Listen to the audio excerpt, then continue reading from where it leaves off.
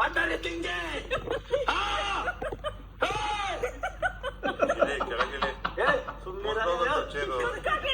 ಕೆಳಗಡೆ ಕುತ್ಕೋ. Face to face ಯುದ್ಧ ಮಾಡಿದೆ. 7ರಲ್ಲಿ ನೀವು ಗೆದ್ರಿ, ಅದ್ರಲ್ಲಿ ನಂದು ನಿಮ್ದು ಫೈಟ್ ಇರ್ಲಿಲ್ಲ. 3ನೇದ್ರಲ್ಲಿ ನಾನು ನೀವು ಫೇಸ್ ಟು ಫೇಸ್ ಹೊಡೆದೆ.